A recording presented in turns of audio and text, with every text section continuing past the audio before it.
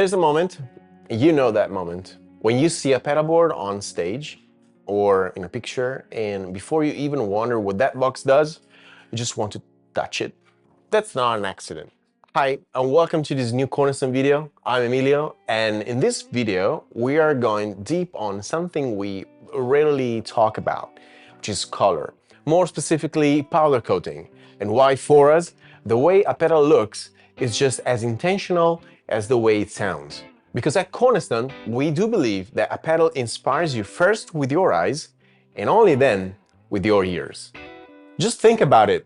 Your guitar is in the case most of the day, but your pedals, they're always out on the board, on your desk, on your studio. They're the first thing you see when you walk into the room, and that matters because gear is emotional. We all know it. The gas most of the time is real, and a big part of it is visual. You see a pedal and you feel something before you've heard a single note. So we ask ourselves a simple question.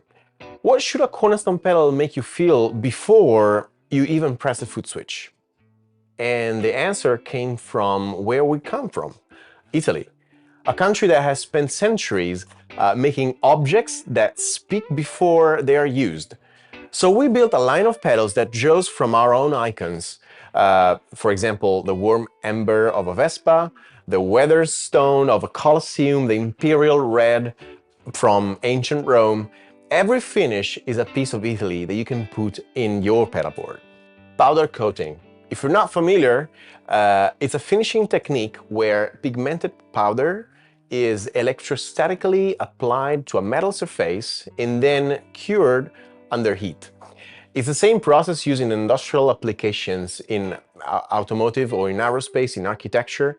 But for boutique pedals, well, that's nowadays is pretty much an industry standard. We always have to consider that there is a wide range of application and situations in which the paint has to be durable enough. We don't choose powder coating just because it's durable though. We choose it because it breathes. It has a physical presence.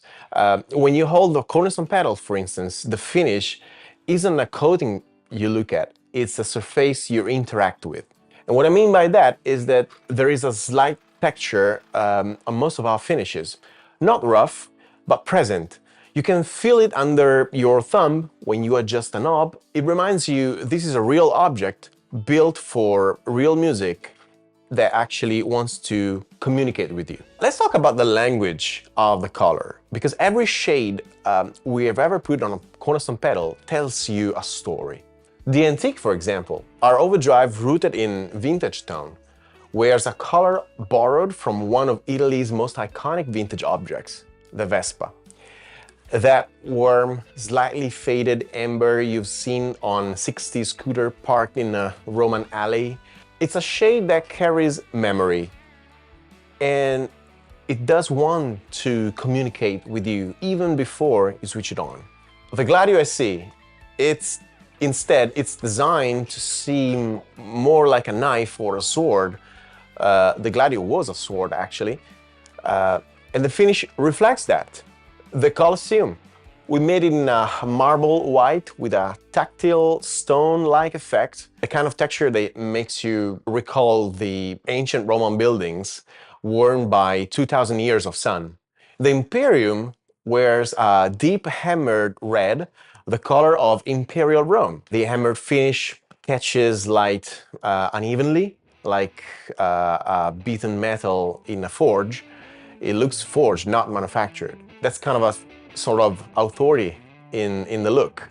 People assume the color is the last decision when we make a pedal. It's actually the very first one. When we are developing a new pedal, the color conversation starts at the concept stage, not at the production. And we ask, what does this pedal feel like? What kind of player will use it? What's the emotional experience we want to create? And then what color makes you feel that before you even read the name? The process involves a lot of rejector samples, a lot of swatches under different lights, daylight, stage light, studio light, because a color that looks great in your kitchen maybe can completely look different under a moving stage light at 1 a.m. So we need it to work everywhere.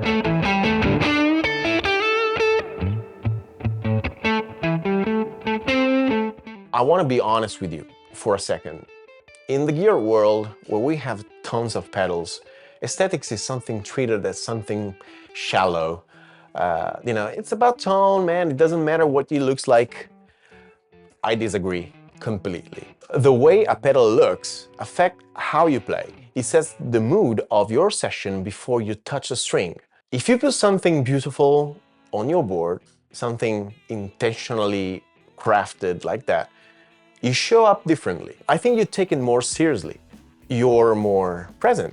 But here's the other side of it, and it matters just as much. Aesthetic is the first layer of experience, but not the only one. A pedal that looks beautiful but sounds bad is just a beautiful object.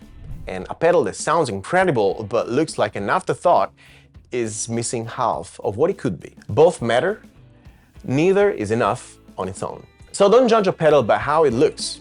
Let your eyes be seduced, that's fine, that's human, but judge with all your senses. The eyes open the door, and the ears, the hands, the music that you play, they decide whether the pedal stays.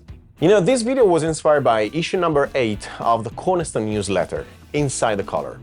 If you're not subscribed yet, the link is in the description down below. We go deep there on things we don't always cover on YouTube. Thank you very much for watching this far. It's always a pleasure to share this particular type of insight with you guys. If you have any question, or if you want to comment anything about color, powder coating, aesthetic in general, about pedals, if you think it's useless or if you think it's an essential part of the product, just let us know in the comment below. Thank you very much and see you soon. Ciao.